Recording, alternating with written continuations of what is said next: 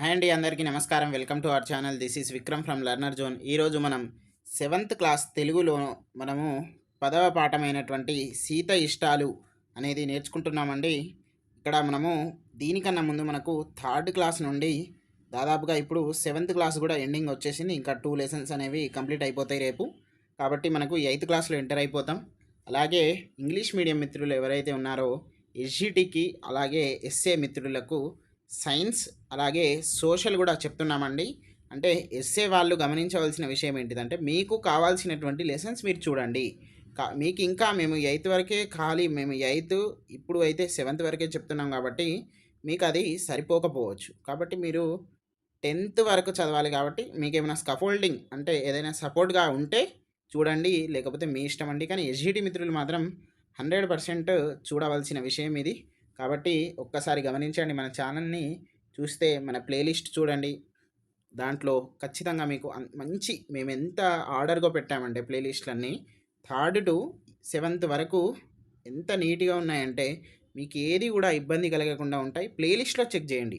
ఒక లెసన్ అటు ఇటు మీకేమైనా ఇబ్బంది మాన్యువల్గా ప్లేలిస్టులు ఉంటే ఇబ్బంది పడేటువంటి ఎలాంటి ఆస్కారం లేకుండా మేము మాన్యువల్ అయితే సెట్ చేయలేదు.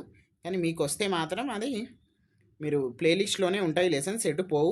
ఓకేనా అండి. నెక్స్ట్ మనం ఇక్కడ మనకు ఎడ్యుకేషనల్ ఇన్ఫర్మేషన్కి సంబంధించినటువంటివి మన వాట్సాప్ ఛానల్ కూడా ఉంది. దానికి సంబంధించింది మీరు ఖచ్చితంగా నేను కింద లింక్ ఇస్తాను. మీరు దాంట్లో మీరు గ్రూప్లో జాయిన్ అవ్వండి. జాయిన్ అయితే మీకు డైలీగా 24/7 మనకి ఏదైనా ఇన్ఫర్మేషన్ వచ్చేటువంటి ఛాన్స్ ఉంటే దాంట్లో చెప్పుకోవచ్చు. మనం యూట్యూబ్లో చెప్పుకోలేము కదండి సపరేట్గా. కాబట్టి దాంట్లో వచ్చేయండి. ఓకే. మనము పాఠం ఇక్కడ ఉద్దేశం చూసినట్లయితే ఇదంతా కూడా మనకు ఆడపిల్లలకు సంబంధించినటువంటి పాఠం. సీత ఇష్టాలు. సీత దీంట్లో ముఖ్యమైన పాత్రగా పోషిస్తుంది. అంటే ఈ కథ అనేది బుర్ర కథగా చెప్పడం జరుగుతుంది. అది మనం చూద్దాం ఇప్పుడు. ఆడపిల్లల పట్ల వివక్ష లేకుండా ప్రోత్సహిస్తే అన్ని రంగాలలో రాణిస్తారు.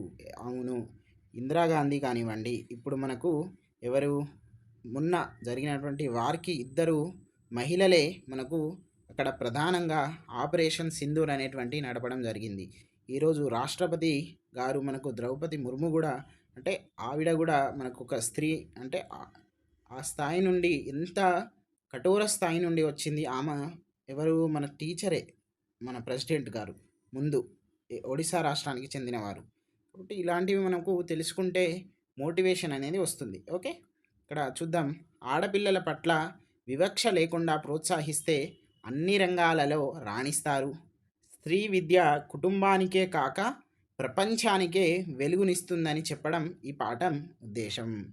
అట్లే జానపద కళారూపాల పట్ల అభిరుచి పెంచుకొని ఆదరించాలని బుర్రకథ వంటి కళారూపాల వలన ప్రయోజనాలు ఉన్నాయని తెలియజేయడం ఈ పాఠం ఉద్దేశం. ఏంటిదట? ఫస్ట్ మనకు ఆడపిల్లలకు ఏంటిది రాణించాలి అంటే వాళ్ళకు ఎంకరేజ్మెంట్ అనేది ఇవ్వాలి. తర్వాత మనకు ఇప్పుడు ఎవరు బుర్రకథకు సంబంధించినటువంటి ఇంపార్టెన్స్, తర్వాత దాని యొక్క ఏంటిది మనకు ప్రయోజనాలు ఏంటి అనేది చూస్తాం. ఇప్పుడు చూస్తున్నటువంటి మన ఛానల్లో నాకు రిపోర్ట్ వస్తుంది కదండి, 70% ఆఫ్ ఛానల్ వ్యూవర్స్ అందరూ కూడా మన ఆడపిల్లలే, అంటే ఉమెన్సే ఉన్నారు. కాబట్టి మీరు కూడా ఖచ్చితంగా ఈసారి డిఎస్సిలో జాబ్ కొట్టేయండి. మంచిగా మీకంటూ ఒక స్టాండ్ తీసుకురండి. మీకు ఏ హెల్ప్ ఉన్నా కానీ మంచి మార్క్స్ తెప్పియడానికి, అలాగే మీకు ఎప్పటికీ డిఎస్సి అయ్యేలోపు మీతోడే ఉంటానని నేను చెప్తున్నాను. లెర్నర్ జోన్ మీ సొంతం అని అనుకోండి. అలానే చూడండి. మీకు ఏది కావాలన్నా కానీ కామెంట్లో పెట్టేయండి, లేకపోతే మన నంబర్ ఉంటుంది గ్రూప్లలో పెట్టేయండి. మీకు ఖచ్చితంగా ఒక సపోర్ట్గానే ఉంటాను అని నేను చెప్తున్నాను ఈ మన సీత ఇష్టాలు పాఠంతో. ఓకే. మనము పాఠ్యభాగ వివరాలు చూసుకున్నట్లయితే ఈ పాఠం బుర్రకథ ప్రక్రియకు చెందింది. ఓకే. ఏంటిది? ఏ ప్రక్రియకు చెందింది? బుర్రకథ ప్రక్రియకు చెందింది. జానపద కళారూపాల్లో బుర్రకథ ఒకటి. ఇందులో కథకుడు ఎవరు? కథకుడు, అలాగే ఇద్దరు వంతు పాడేవాళ్ళు ఉంటారు. ఎవరు? ఇద్దరు వంతు పాడేవాళ్ళు ఉంటారు. మొత్తం ఎందరు? ముగ్గురు. అది గుర్తుపెట్టుకోండి. జానపదలో మొత్తం ఎంతమంది ఉంటారు అనేది కూడా అడగచ్చు. లేకపోతే ఒకరు కథకుడు లేదా ఇద్దరు వంతు పాడేవాళ్ళు ఉంటారు అని కూడా అనొచ్చు. ఓకేనా. వచన గేయ రూపంలో కథను చెబుతూ అభినయిస్తూ ప్రేక్షకులను రంజింప చేస్తారు. అండి మనం ఇక్కడ ప్రవేశిక చూసుకున్నట్లయితే గ్రామీణ ప్రాంతాల్లో కొన్ని కుటుంబాలలో బాలికలను ఇంటికే పరిమితం చేసి విద్యకు దూరం చేస్తున్నారు. బాలికలను పసిపిల్లల సంరక్షణకు, తల్లికి సాయపడడానికి వ్యవసాయ కూలి పనులకు కొందరు తల్లిదండ్రులు ఉపయోగిస్తున్నారు. ఏంటిది? వాళ్ళ బాలికలు అంటే గర్ల్స్ ఎవరైతే ఉన్నారో వాళ్ళని ఇంటికే పరిమితం చేస్తున్నారు. ఎగ్జాంపుల్ ఏంటిది? 10వ తరగతి వరకు అక్కడ ఉన్నటువంటి జెడ్పీహెచ్ఎస్ లేదా మనకు గవర్నమెంట్ స్కూల్స్ ఉంటాయి కదా, లేకపోతే ఆశ్రమ పాఠశాలలు, ఇట్లా వాళ్ళ దాంట్లల్లో చదివిపిచ్చి ఇంటికాడనే అంటే ఎలాంటి హయ్యర్ ఎడ్యుకేషన్‌కి పంపియకుండా నెగ్లిజెన్సీ అనేది చేస్తున్నారు కాబట్టి మనకు కొంచెం అవగాహన అనేది మనం పెంచాలి. రేపు మనం టీచర్ అయ్యాక కూడా మనం బడిబాట కార్యక్రమాలు ఉంటాయి కదా మనకు. దాంట్లో మనము ఖచ్చితంగా 100% ఎన్రోల్మెంట్ అనేది చేపియాలి మీ యొక్క వచ్చేటువంటి పోస్టింగ్‌లో. కాబట్టి మనం చూసుకున్నట్లయితే చదువుకోవాలనే కోరిక వీరికి ఉంటుంది. వారికి ఉంటుందట.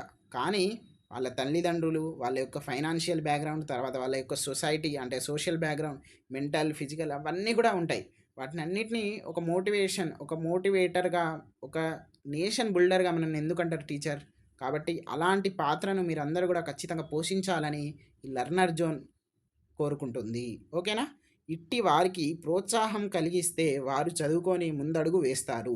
అట్లాంటి ఒక సీత కథను పాఠం చదివి తెలుసుకుందాం. ఓకేనా అండి? ఇక్కడ మనము చూసినట్లయితే ఏంటిది? మనకు ఇక్కడ ఇంపార్టెంట్ పాయింట్స్ ఉన్నాయి. దానికి సంబంధించినటువంటివి. తర్వాత మనము పాఠం చూసుకున్నట్లయితే మనకేంటిది? ఇదంతా కూడా పాఠం అండి. మీరే చదువుకోవాలి. మనం ఓన్లీ ఇంపార్టెంట్ పాయింట్స్ చెప్తున్నాం అనేది మీ అందరికీ తెలిసిన విషయమే. కాబట్టి ఇక్కడ మనకు ఇంపార్టెంట్ పాయింట్స్‌లో ఒక్కసారి చూద్దాం. కథకురాలు ఎవరు? మనకు కృష్ణవేణి. ఇక్కడ బుర్రకథ పాత్రలండి. ఇది కూడా అడిగేటువంటి ఛాన్సెస్ ఉన్నాయి. ఎందుకంటే డీఎస్సీ 2024లో లఘుపతనం అంటే ఏంటిది? హిరణ్యకం అంటే ఏంటిది? అని అడిగారు. అది అసలు ఎక్స్‌పెక్ట్ చేయలేనటువంటి క్వెషన్. కాబట్టి ఇక అప్పటి నుండి మనకు దెబ్బ పడ్డదన్నట్టు. కాబట్టి మనం ఖచ్చితంగా నేర్చుకోవాలి అనేటువంటి ఉద్దేశంతోటి నేర్చుకుంటున్నాం. ఇక్కడ వంతులు ఎవరు? ఒకరు రాజు, ఇంకొకరు రోజా. ఓకేనా అండి? మనం ఇక్కడ చూసుకున్నట్లయితే ఇంపార్టెంట్ పాయింట్స్‌లో వెళ్ళిపోదాం ఒకసారి.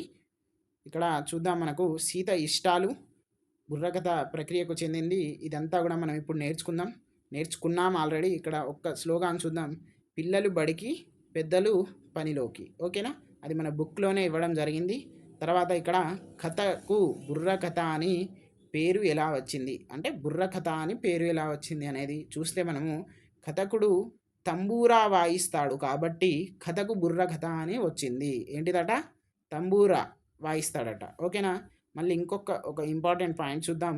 తెలంగాణ స్త్రీలలో చైతన్యం ఎప్పటి నుండి వచ్చిందంటే 1940లో నుండి, అంటే ఆ ప్రాంతం నుండి 1940s నుండి రావడం జరిగింది.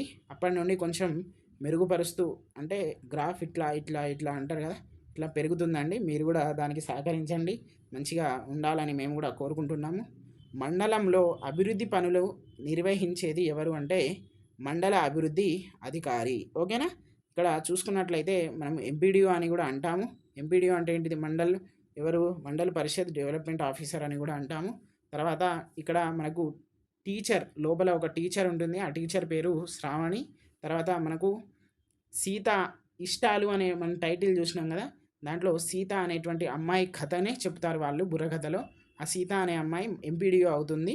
దానికి సంబంధించినటువంటి స్టోరీ ఉంటుంది. మీరు ఒక్కసారి చూడండి. తర్వాత మనము ఒక్కసారి ఇక్కడ చూసినట్లయితే ఏంటిది?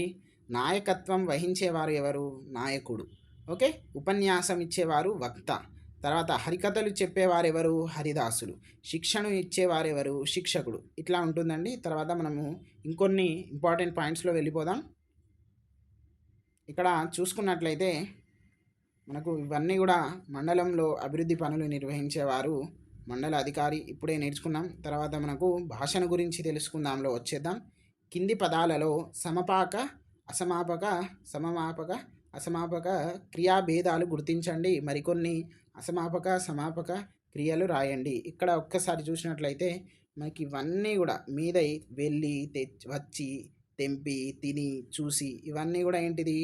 ఇన్కంప్లీటెడ్గా ఉన్నాయి. అంటే ఏంటిది? అసమాపక క్రియలు. కిందదేంటిది? తిన్నది, చేసింది, అల్లింది, తెచ్చింది, తెచ్చాడు, రాశాడు. ఓకే. ఇవన్నీ కూడా మనకేంటిది? కంప్లీట్ అయినాయి. రాజీవ్ పుస్తకం రాశాడు. ఏంటిది? ఇది కంప్లీట్ అయిపోయింది. ఏంటిది? రాజీవ్ అన్నం తిని పుస్తకం రాశాడు. తిని అనేది ఏంటిది? ఇన్‌కంప్లీట్. రాశాడు అనేది ఏంటిది? మనకు కంప్లీటెడ్. ఇట్లా ఒక ఎగ్జాంపుల్ చెప్పాను. అది మీరు ఇంకా రాసుకుంటే మంచిది. తర్వాత ఇంకొన్ని చూద్దాం. ఈ కింది వాక్యాల్లో ఆశ్చర్యార్థక, ప్రశ్నార్థక, విద్యార్థక. ఇక్కడ మనకు విద్యార్థక అంటే నేను మళ్ళీ చెప్తున్నాను, ఆర్డర్ అనుకోండి. అంటే ఏంటిది? ఆ పని చెయ్యు, ఈ పని చెయ్యకు అని అంటాం కదా, అది. అవసరమైన చోట తగిన విరామ చిహ్నాలను ఉంచండి. ఇక్కడ చూడండి, మనం చూసినట్లయితే దెబ్బ ఎట్లా తగిలింది అంటే ఏంటిది? ఇక్కడ క్వశ్చన్ మార్క్ అండి. ఇక్కడ క్వశ్చన్ మార్క్ అనుకోండి. ఆహా, అమ్మో. అమ్మో అంటే ఏంటిది? ఇక్కడ మనం చూసుకున్నట్లయితే ఇక్కడ డాట్ వస్తుంది కదా, ఇట్లా. ఓకే, అమ్మో ఎంత పెద్ద పాము, మళ్ళీ కూడా వస్తుంది. తర్వాత ఇక్కడ మళ్ళీ ఇంకొకటి కింద ఉంది. నాన్న కొనిచ్చిన సైకిల్ ఎంత బాగుందో, ఎంత బాగుందో. ఏంటిది? మీ ఊరు ఏంటిది? మీది ఏ ఊరు. ఓకే, ఇట్లా ఇవి రెండు మీరు చేసుకోండి. ఇవి రెండు మీకు హోంవర్క్. ఓకేనా? నెక్స్ట్ ఇంకా చూసుకున్నట్లయితే మనకి ఇక్కడ మలాలా అనేటువంటి ఒక ఆడపిల్ల గురించి, అంటే ఒక ఉమెన్ గురించి ఇచ్చారు. మలాలా గురించి మనం ఇక్కడ షార్ట్ నోట్స్లో ఉంది. ఇక తర్వాత మళ్ళీ ఇంకొక దాంట్లో చూద్దాం. నాకు నిజంగా చెప్పాలంటే ఆడపిల్లల గురించి అంటే మంచిగానే ప్రిపేర్ అవుతున్నా నేను. ప్రిపేర్ అవ్వు చెప్దాం అనుకుంటాను. ఏ చిన్న మిస్టేక్ పోతుందో, ఇక్కడ చూసేటువంటి ప్రతి ఒక్క ఆడపిల్ల మళ్ళీ మనోభావాలు దెబ్బతింటాయని భయంతో చెప్పుడు అవుతుంది. ఒక సోషల్లో ఒకటి ఉంటుంది, అది కూడా అట్లనే భయంతో చెప్పిన, ఇది కూడా భయంతో చెప్పుడు అవుతుంది. కాబట్టి జాగ్రత్త, ఎంత జాగ్రత్తగా ఉన్నా ఏదైనా ఎక్కడైనా తప్పుగా చెప్తే ఏముంటుంది, ఇక మళ్ళీ మీకు కోపం ఉట్టిగానే వచ్చేస్తుంది. అట్లా అని భయంతో చెప్పుడు అవుతుంది. ఒకసారి చూద్దాం. బాలికలు చదువు రాదని విధించిన ఆజ్ఞను ఉల్లంఘించింది. ఏంటిది? ఈమె గురించి మనకి ఇంట్రడక్షన్. ఎవరు? మలాలా గురించి. ధైర్య సాహసాలు ప్రదర్శించి బడికెళ్ళింది. చదువుకోవడానికి తనకున్న హక్కును లాక్కోవడానికి మీరెవరని ప్రశ్నించింది.